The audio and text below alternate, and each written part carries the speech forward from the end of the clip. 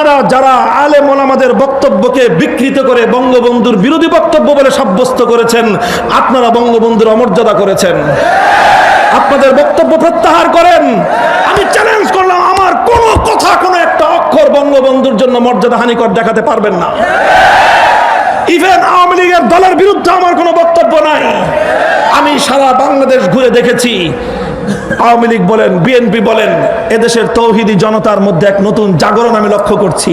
আমার একটা বক্তব্য কোরআন সুন্নাহর দৃষ্টিতে সামান্য পরিমাণ ভুল প্রমাণ করেন, আমি কথা দিলাম গোটা জাতির কাছে তৎক্ষণাৎ ক্ষমা প্রার্থনা করে প্রত্যাহার করব।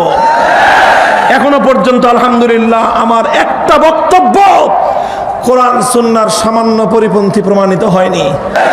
বঙ্গবন্ধুর বিরুদ্ধে তো প্রশ্নই আসে না।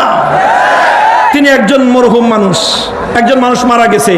আমাদের ইসলামের উদার আদর্শ হলো একজন মানুষ জীবিত থাকা অবস্থায় তার কিছু সমালোচনা করলে করা যায়। মানুষটা মৃত্যুবরণ করলে তখন তার উস্কুরু মাহাসিনা মাউতাকুম, তার সমালোচনা করা, তার বিরুদ্ধাচরণ করা মুহাম্মদে আরবির আদর্শের মধ্যে নাই। তা আমি কেন ওনার বিরুদ্ধাচরণ করব? আমি তো ওনার ইতিহাস জানি। উনি স্বাধীনতা যুদ্ধে কিভাবে নেতৃত্ব দিয়েছেন সেই ইতিহাস আমি জানি, আপনাদের চেয়ে বেশি জানি। কারণ স্বাধীনতা যুদ্ধের অন্তরঙ্গ কিছু ঘটনা ওনার সাথে আমার বাবার রয়েছে, যেটা আমি আমার বাবার কাছ থেকে শুনেছি, সেটা আপনার বাবার নাই, আপনি জানেন না সেই ঘটনা।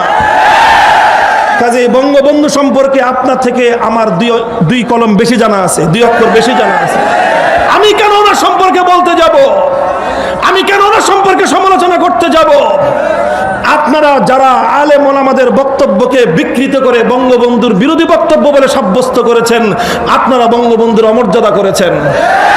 আপনাদের বক্তব্য প্রত্যাহার করেন। আমি চ্যালেঞ্জ করলাম, আমার কোন কথা, কোন একটা অক্ষর বঙ্গবন্ধুর জন্য মর্যাদা হানিকর দেখাতে পারবেন না। ইভেন আওয়ামী লীগের দলের বিরুদ্ধে আমার কোনো বক্তব্য নাই। আমি সারা বাংলাদেশ ঘুরে দেখেছি, আওয়ামী লীগ বলেন, বিএনপি বলেন, এদেশের তৌহিদি জনতার মধ্যে এক নতুন জাগরণ আমি লক্ষ্য করছি। এরা কেউ তাওহীদ বিরোধী কাজকে পছন্দ করছে না। শিরকি সংস্কৃতিকে আওয়ামী লীগের 80% কর্মীরা পছন্দ করছে না। এটা আমি আমার অ্যানালাইসিস বলছি।